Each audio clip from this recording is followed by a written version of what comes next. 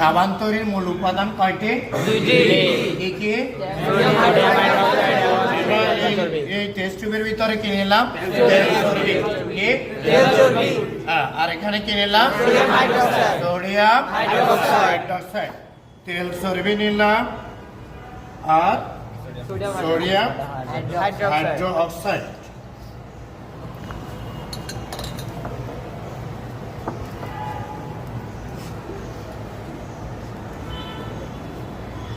দুইটা পদার্থের সাথে একটু পানি মিক্স করব। কি মিক্স করব?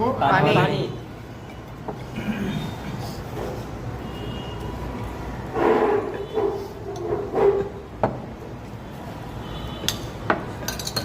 পানি মিক্স করার পর এরপরে এটাকে কি করব? তাপ দেব। তাপ দেওয়ার সময় কি নাড়ুনি দিয়ে গ্লাস রড দিয়ে এটাকে নাড়তে হবে।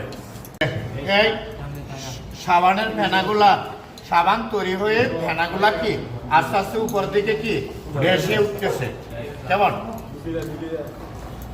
ভেসে উঠার পর এই সাবানগুলাকে যখন সাবানগুলা এই উপরের দিকে দেখো সাবানগুলা ভেসে উঠছে, হ্যাঁ, এরপরে সাবানগুলাকে আমরা কি করব? ফিল্টার করব। কে ফিল্টার করব? ফিল্টার করার জন্য একটা ফিল্টার পেপার নিলাম। হ্যাঁ, ফিল্টার পেপারটা একটা কনিক্যাল ফ্লাস্কের, এটার নাম কি? ফানেল। কি? ফানেল। ফানেলে ফিল্টার পেপার রাখলাম, রেখে হ্যাঁ সাবানগুলাকে কি করব? সেঁকে নিব। আর নিচে আস্তে আস্তে কি পড়বে? গ্লিসারিন। কে? গ্লিসারিন। এই সাবানগুলা কাপড় কাঁচা সাবান। কে? কাপড়। এখন এই সাবানটা যে আসলে সাবান হলো কিনা, সাবান কি ক্ষারীয়। কে?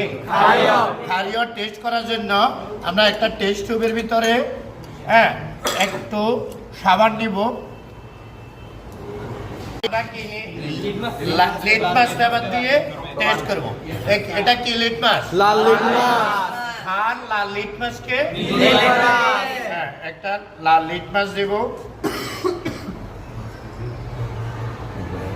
এই লাল লিটমাসটা কি হলো? ক্লিয়ার। তাহলে আমাদের সাবানের তৈরির প্রসেসটা সবাই ক্লিয়ার।